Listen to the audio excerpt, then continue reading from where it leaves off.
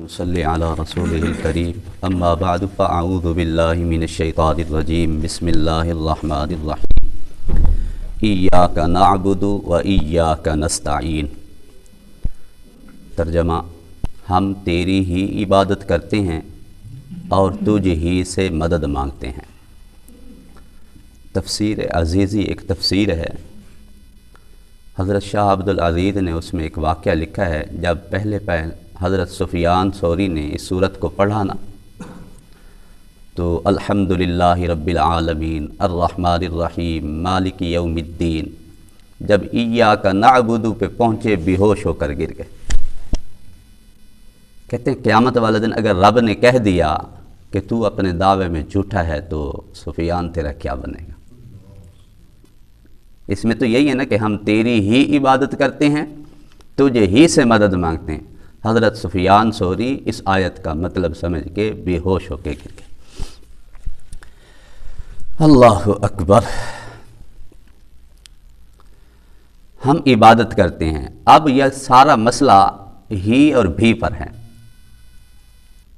ایک مولوی صاحب سمجھاتے ہیں نا، اگر بیوی کہے میں تیری بھی ہوں، اب اگر وہ کہتی ہے میں تیری بھی ہوں تو کیا اسے پسند کریں گے؟ کبھی کبھی کسی اور کے پاس بھی جاتی ہوں۔ اسی طرح مسئلہ یہیں پر ہے، یہ غیرت کا مسئلہ ہے۔ میرا اللہ رب العزت بڑے غیور ذات ہیں۔ ایک صحابی کو میرے نبی علیہ السلام نے فرمایا نا، جب آپ دیکھیں بیوی کو 4 گواہ پیش کریں، حضور میں گواہ ڈھونڈتا پھروں گا، میں غیرت مند ہوں۔ میرے نبی نے فرمایا تو جتنا غیرت مند ہے میں تجھ سے زیادہ غیرت مند ہوں، واللہ اغیر منی، اللہ مجھ سے زیادہ غیرت مند۔ جب رب نے حکم دیا تو ہم کون ہیں؟ تو یہ اللہ کی غیرت کا مسئلہ ہے، اور ساری باتیں برداشت ہو جاتی ہیں، لیکن میرے اللہ کو شرک بندے کا برداشت نہیں کہ بندہ شرک کرے میرا ہو کے۔ فرمایا ایاک نعبد، ہم تیری ہی عبادت کرتے ہیں۔ اس میں بھی کی بات نہیں کہ اس کے ساتھ ہم کسی اور کو شریک کر لیں، ایسا ہو نہیں سکتا۔ اب عبادت کہتے کسے ہیں؟ عبادت انسان کے سارے اعضاء کرتے ہیں، زبان سے عبادت، ہاتھوں کی عبادت، کانوں کی عبادت، آنکھوں کی عبادت، پاؤں کی عبادت، یہ ساری۔ اور اس طرح جو ہمارے باطنی اعضاء ہیں، ذہن کی عبادت اور نفس کی عبادت، یہ ساری عبادتیں۔ زبان کی عبادت قرآن مجید کی تلاوت ہے، نیک اذکار ہیں، سبحان اللہ، الحمدللہ، لا الہ الا اللہ، استغفار، درود شریف، یہ ساری زبان کی عبادت ہے۔ رب سے دعا مانگنا، رب سے مدد مانگنا، یہ سارا زبانی کام ہے، یہ زبانی عبادت ہے۔ یہ ساری زبانی عبادتیں بھی کس کے لیے ہیں؟ اللہ ہی کے لیے۔ اور پھر آنکھوں کی عبادت ہے، بیت اللہ کو دیکھنا عبادت ہے، قرآن کی زیارت کرنا عبادت ہے، اور جتنی دینی کتابیں ہیں ان کو دیکھنا عبادت ہے، علماء کو دیکھنا عبادت ہے، اللہ والوں کو دیکھنا عبادت ہے، حفاظ کو دیکھنا عبادت ہے۔ یہ آنکھوں کی عبادت ہے۔ کانوں کی عبادت ہے، دینی باتیں سننا عبادت، دین کی بات سننا عبادت، ہر ایسی بات سننا جس سے بندے اور رب کے درمیان تعلق بڑھے، یہ دینی باتیں، یہ کان کی عبادت۔ ہاتھ کی عبادت ہے، ہر وہ کام کرنا جس سے رب اور بندے کا تعلق بڑھے، یہ ہاتھ کی عبادت ہے۔ قرآن مجید پکڑتا ہے، ہاتھ کی عبادت ہے۔ دینی کتابیں پکڑتا ہے، ہاتھ کی عبادت ہے۔ پاؤں جس طرف رب چلائے، دینی کاموں کی طرف چلے، یہ پاؤں کی عبادت ہے۔ ذہن میں اگر دین کے متعلق سوچ ہے کہ اللہ کا دین بلند ہو جائے، اور ہر وقت قرآن اور احادیث کے متعلق سوچتا ہے کہ میں کس طرح اس پر عمل پیرا ہو جاؤں، یہ ذہن کی عبادت ہے۔ اور نفس جو ہے یہ تو خبیث اتنا ہوتا ہے، ان النفس لامارۃ بالسوء، اللہ نے قرآن میں فرمایا یہ اکثر برائی کی جانب ہے۔ اب نفس کو کنٹرول کرنا، اس کو قابو میں کرنا، اس کو روکے رکھنا، اس کو جمائے رکھنا دین کے اوپر، یہ نفس کی عبادت ہے۔ تو یہ جتنی بھی عبادتیں ہیں یہ کس کے لیے؟ اللہ، ہم تیری ہی عبادت کرتے ہیں۔ اب جب بندہ عبادت کرتا ہے، ایک عابد ہوتا ہے، ایک معبود ہوتا ہے۔ عابد عبادت کرنے والا، معبود جس کی عبادت ہوتی ہے۔ معبود کی عبادت کے لیے کچھ شرائط ہیں کہ جس میں یہ پائی جائیں، اس کی عبادت ہوتی ہے۔ پہلے نمبر پر واجب الوجود ذات ہو، یعنی ایسی ذات ہو جس کا وجود خود بخود ہو، اس کو کسی نے دیا نہ ہو۔ وہ صرف اور صرف میرے اللہ پہ یہ بات سچی آتی ہے کہ اللہ کا وجود خود بخود ہے، किसी का अता किया हुआ नहीं है। बाकी जितने हैं अंबिया हैं, औलिया हैं, गौस कुतुब अबदाल हैं, जितनी मखलूक़ात हैं, सबको मेरे रब ने वजूद बख्शा है। दूसरे नंबर पर कादिर मुतलक ज़ात हो, यानी जो करना चाहे कर ले, उसके आगे किसी चीज की रुकावट ना हो, वो भी सिर्फ और सिर्फ मेरे रब की ज़ात है। वल्लाहु अला कुल्ली शैइन कदीर, अल्लाह हर चीज पे कुदरत रखते हैं।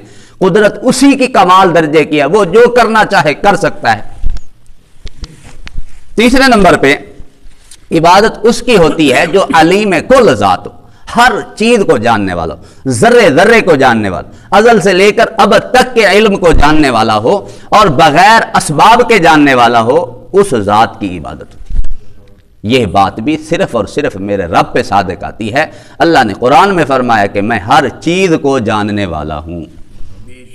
अल्लाह के अलावा जितनी भी मखलूक़ात हैं, एक तो उन सब को इल्म दिया है तो मेरे रब ने दिया है, और अल्लाह के बाद जो सबसे बढ़कर इल्म है वो मेरे नबी अलैहिस्सलाम की ज़ात में। लेकिन अल्लाह का अता किया हुआ है, अल्लाह ने उन्हें दिया है, लेकिन सब हस्तियों से बढ़ के अल्लाह के बाद इल्म है वो सिर्फ और सिर्फ मेरे नबी की ज़ात में। तो इसलिए अलीम कुल, जर्रे जर्रे का इल्म कि जिसको किसी ने दिया ना हो, बताया ना हो, वो सिर्फ और सिर्फ मेरे रब की ज़ात है। इबादत होगी तो सिर्फ और सिर्फ उसी की। चौथे नंबर पे खालिक ज़ात हो, जिसने पैदा किया हो, जिसने पैदा किया है, जिसने बनाया है, इबादत सिर्फ उसी की हो सकती है। अल्लाह ने कुरान में फरमाया अल्लाहु खालिकु कुल्ली शै, अल्लाह हर चीज का खालिक है। अफमन यखलुकु कमल्ला यखलुक, अल्लाह कहते हैं जो पैदा करता है, जो नहीं पैदा करता, ये बराबर हो सकते हैं? कैसे बराबर हो सकते हैं? अब जो मोमिन हैं, मुवाहिद हैं और जो मुशरिक हैं, उनमें फर्क क्या है? दो औसाफ ऐसे हैं जिसको मोमिन भी मानते हैं, मुशरिक भी मानते हैं, और दो ऐसे हैं जिसमें मुशरिक गड़बड़ शुरू कर लेते हैं।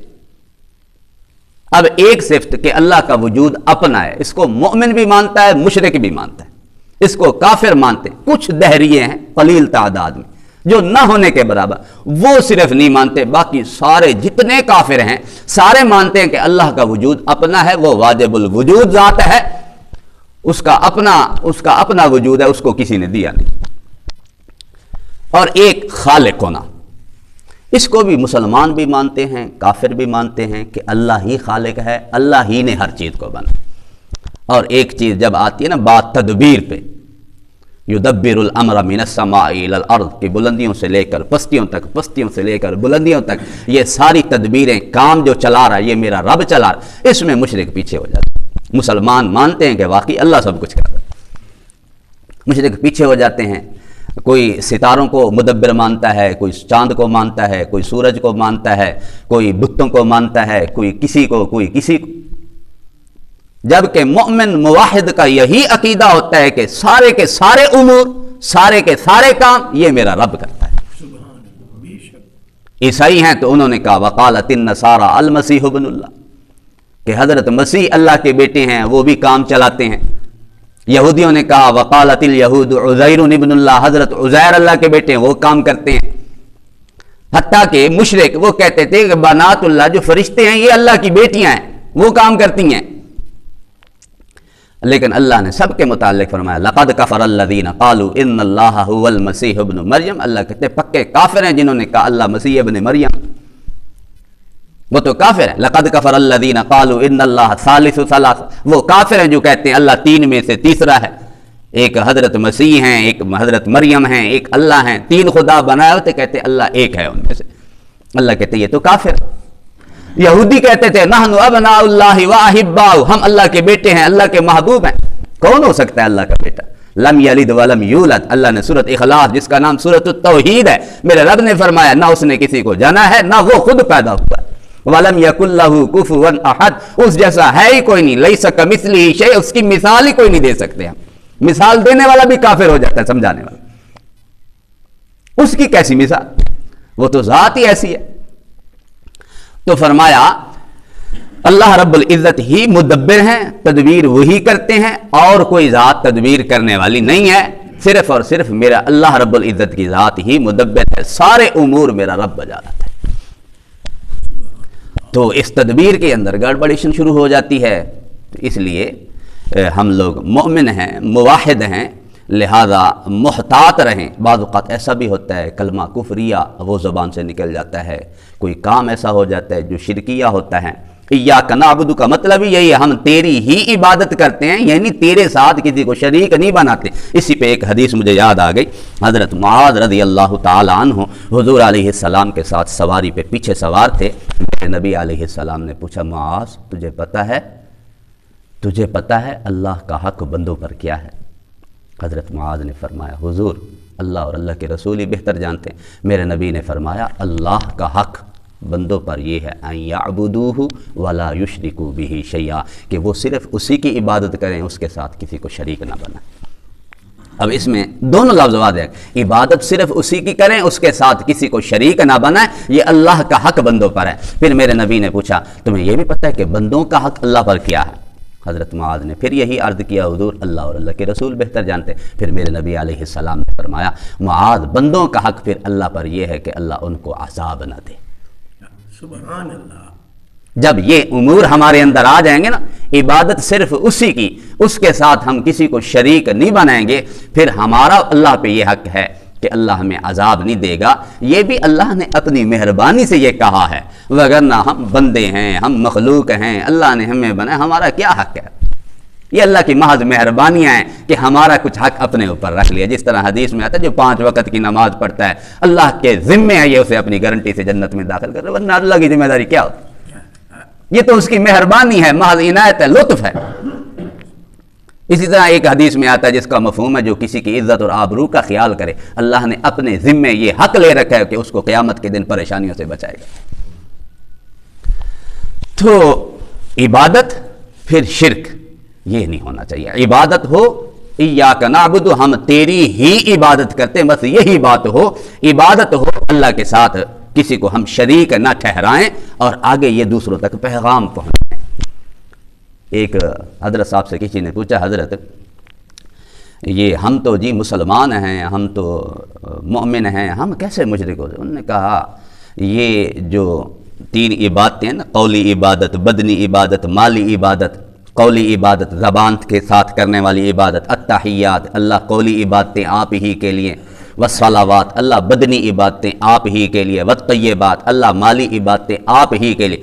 نمایا اس میں اگر تھوڑی سی گڑبڑیشن کر دو پھر شرک شروع ہو جاتا ہے۔ باقی مشرک بندے کو حضرت نے فرمایا کوئی سینگ نہیں لگتے۔ باقی ان کی بات بڑی عجیب ہے، دنیا میں جتنے % مسلمان ہیں نا، اس میں کچھ ایسے بھی ہیں جو شرکیہ ہم کام کر لیتے ہیں۔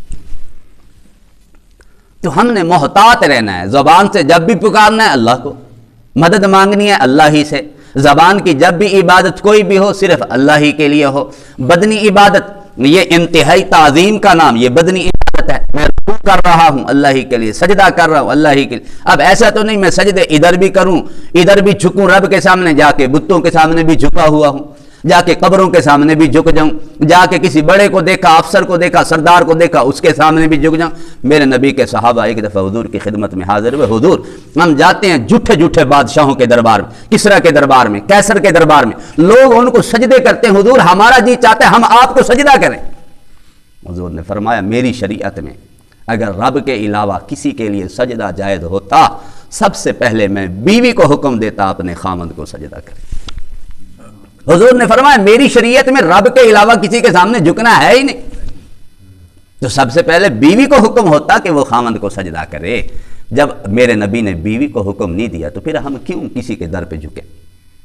یہ رب دیکھیں اللہ نے انسان کو کتنا اشرف المخلوق بنا، جانور کھا رہے ہیں جھک کے کھا رہے ہیں، جو کھا رہے ہیں جھک کے کھا رہے ہیں، عجیب کیفیت میں کھڑے۔ اللہ نے انسان کو اشرف المخلوق ایسا بنایا، ہاتھ دیا لقمہ توڑو، اٹھا اٹھا کے کھاؤ، جھکو نہیں کسی کے سامنے۔ یہ جھکنا ہے صرف اور صرف رب کے سامنے۔ ایاک نعبد اللہ ہم تیری ہی عبادت۔ اچھا اسی طرح مال میں بھی آ جاتا ہے، مالی عبادت ہے نا، ہم لاکھ خرچ کریں، کک خرچ کریں، ہزاروں خرچ کریں، کچھ خرچ کریں، پکا کے خرچ کریں یا ویسے خرچ کریں، یہ بھی صرف اور صرف رب تعالیٰ ہی کے لیے خرچ کریں۔ اگر میں نے کہا جی یہ کھیر میں پکا رہا ہوں فلاں کی، یہ بکرا میں ذبح کر رہا ہوں فلاں کے نام کا، تو یہ مالی عبادت میں شرک ہو جاتا ہے۔ تو اس سے ہم گریز کریں۔ وہ ہم روپیہ خرچ کریں لاکھ، وہ صرف اور صرف اللہ کے نام. اگر یہی کہیں نظر اللہ نیاز حسین، نظر نیاز دونوں کا سیم مطلب ہوتا ہے. یہ منت ماننا ہوتا ہے کہ اللہ کے نام کی منت اور حسین کے، یہ غلط ہو جاتا ہے، یہ غلط. اسی طرح ہم نے یا علی مدد کہا، یا غوث اعظم مدد کہا، یا کسی کو بھی ہم نے بلایا مدد کے لیے جو سبب سامنے نہیں تھا، اس دنیا میں موجود نہیں تھا، یہ ہم نے شرک کر دی. تو اللہ تعالی ہم سب کی حفاظت فرمائے. بڑی مذمت ہے. قرآن کے ایک ایک پیج پہ ہم دیکھیں گے شرک کی مذمت، قرآن کے ایک ایک رکوع میں ہم دیکھیں گے شرک کی مذمت ہوگی، اور قرآن کی تقریباً ہر آیت میں اللہ رب العزت اپنی عبادت کی اور شرک سے بچانے کی دعوت دیتے. بڑی مذمت ہے. اور ایک ہمارا آسرا ہے کہ قیامت والے دن میرے نبی میری شفاعت کر دیں، اور میرے نبی نے واضح فرمایا شفاعتی من لا یشرک باللہ شیئا، میری شفاعت اس بندے کے لیے ہوگی جو اس حال میں مرے کہ اللہ کے ساتھ کسی کو شریک نہ ٹھہراتا ہو. میری شفاعت اس بندے کے لیے. اگر میں مشرک ثابت ہوا، حضور میری شفاعت نہ کرے تو میں کہاں جاؤں گا؟ تو اس لیے موحد بننا ہے، پکا رہنا ہے، عقیدہ ایسا ہو پہاڑ کی طرح بندہ مضبوط کھڑا ہو. ایسا بندہ جو کوئی بات کرے، ادھر کوئی بات کرے تو بندہ ڈگمگانے لگ جائے، لرزنے لگ جائے، نہیں یار ادھر کو بھی کچھ ہو سکتے تھے، ادھر کو بھی کچھ ہو سکتا ہے، مت یہ کچھ نہ کر. وہ ایک مداری کھڑا تھا نا چکر بنا کے، اور کہہ رہا تھا جو اس دائرے سے ادھر گیا تو میں شو مارتے تھوڑے بہت جنوا گلا دے سا. ہمارا ایک کلاس پہ رمضان کو باہر، انہوں نے کہا میں جانتا پی جا جیڑی لامنی آگ لا تھے بکھا. بس ایک ڈرانا ہوتا ہے، کیا آگ لگا سکتا ہے. اور ہمارے جیسا کوئی بزدل ہوتا نہیں بتا آگ لا ہی دے، مت ادھر کو کچھ ہوتا، کچھ بھی نہیں ہو سکتا. پکے رہیں عقید میں، عقائد میں پہاڑ کی طرح مضبوط جمنے. پہاڑوں کی طرح جب مضبوط جمیں گے نا، نہ ہمیں کوئی آندھی ادھر ادھر ہلا سکے گی. جتنے مرضی جکھڑ چلیں بدعات کے، شرک کے، پھر ہم ہلیں گے نہیں، ڈگمگائیں گے نہیں. قرآن پر ہمارا مضبوط بھروسہ ہو، یہی عقیدہ ہو. اللہ ایاک نعبد، ہم تیری ہی عبادت کرتے ہیں، و ایاک نستعین، اللہ تجھے ہی سے مدد مانگتے ہیں، کسی کے سامنے ہم نہیں جائیں گے. اللہ رب العزت ہمیں عمل کی توفیق نصیب کرو.